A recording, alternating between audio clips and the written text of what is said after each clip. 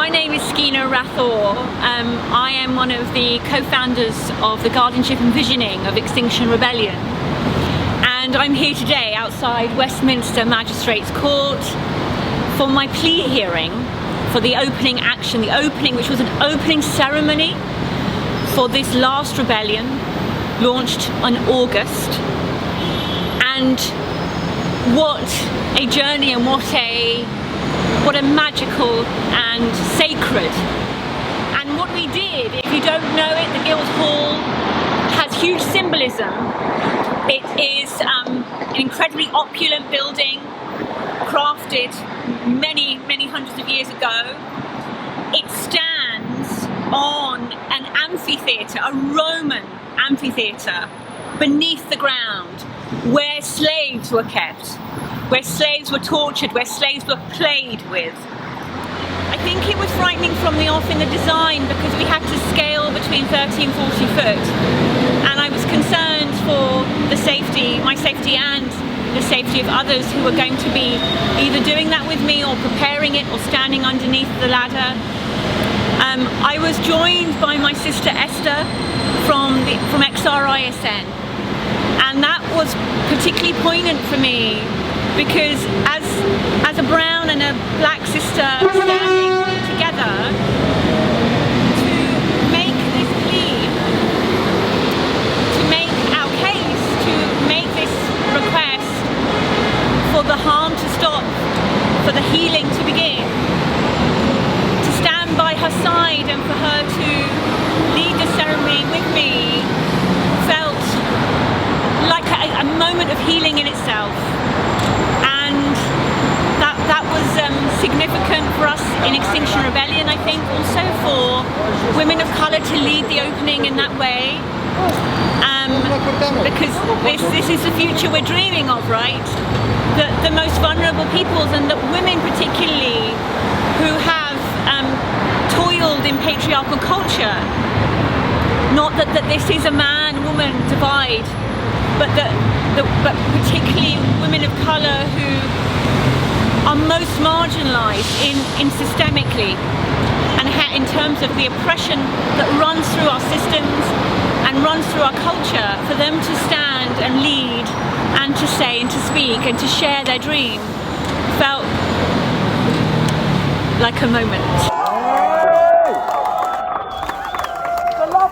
Friends, family, members of the human family, not just because this is the spiritual opening ceremony for Extinction Rebellion's impossible rebellion, but it was also very divine that those that thought about starting in tune with the spirits of those same people who rose up against enslavement, against their oppressors, and liberated themselves. And I'm talking at this time about the Haitian Revolution.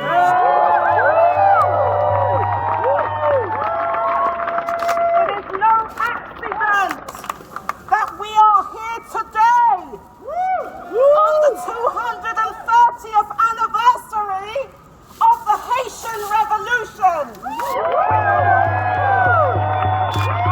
which began in 1791 on the eve of the 22nd of August and culminated in 1804 with the first republic declared by enslaved people, not just enslaved Africans, but all enslaved peoples, to establish their own nation. Their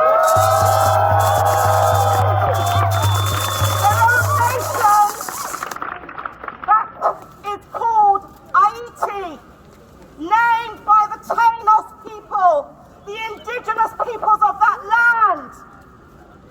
And so today we are in June. We are here in the spirit of co-liberation, but recognizing the wrongs of the Ma'angamisi which is a key Swahili word for the Holocaust and continuum of chattel, colonial and neo-colonial forms of enslavement. And so Haiti is a symbol of that future that we need to co-liberate.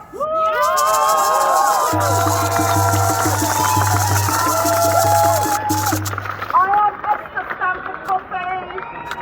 I am a co-founder of Extinction Rebellion Internationalist Solidarity Network. With Brother Kofi Klu and many others, including Gail, Stu, Jamie Kelsey Fry, many others who co-founded Extinction Rebellion Internationalist Solidarity Network. And we co-founded this as an example of how Extinction Rebellion in the UK could merge rebellion with all of those in the global south who have been resisting the climate and ecological crisis for centuries.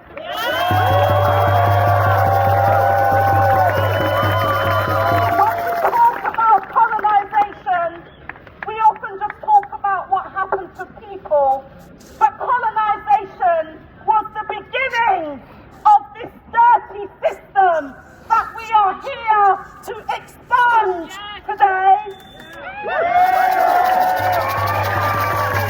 Our lands were colonized. Our lives were colonized. The lives of the non-human members of the earth were colonized too.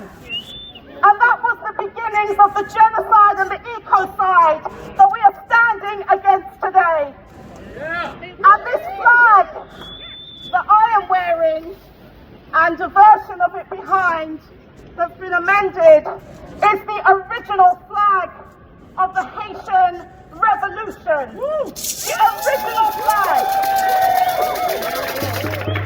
And it was the flag of one of the liberators of Haiti who established the Constitution in 1805 that declared there would be no more slavery. And guess what?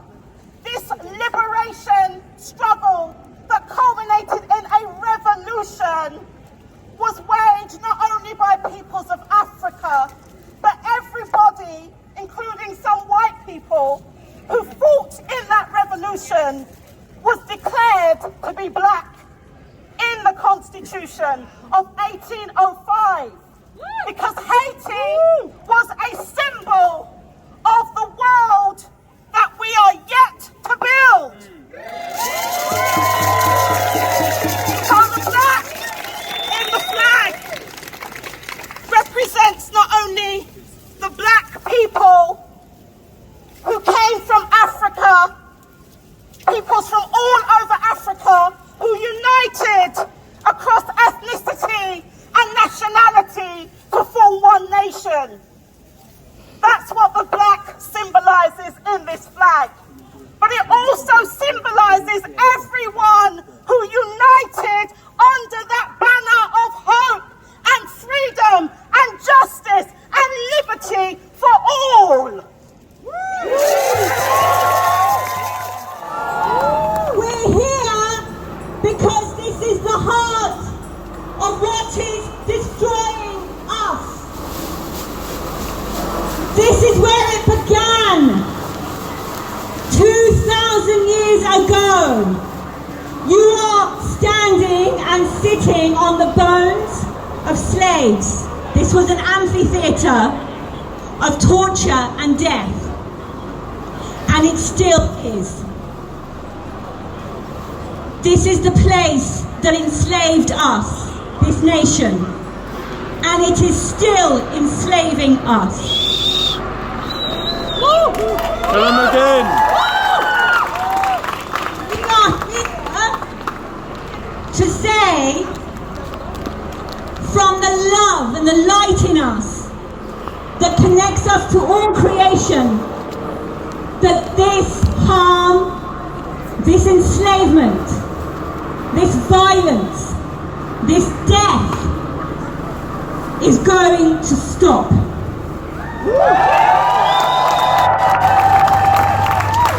We're going to stop the harm, we're going to heal the harm, and we're going to co-liberate.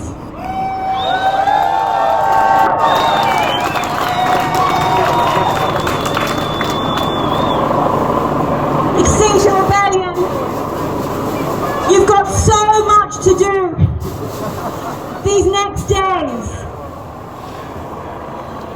And I want to ask you, I want to request and I want to invite you to go to your heart for that direction, for what is yours to do. Our hearts, your hearts, they are full of the divine light, the electricity that could light 60 bulbs, fact. What you carry in your heart, that light, the veil of darkness, and end the ignorance, the ignoring, and the ignorance of old patterns, old thought patterns that we no longer need, that exists in your heart. That power. We want to end the scarcity, separation, and the powerlessness paradigm. We're going to end it.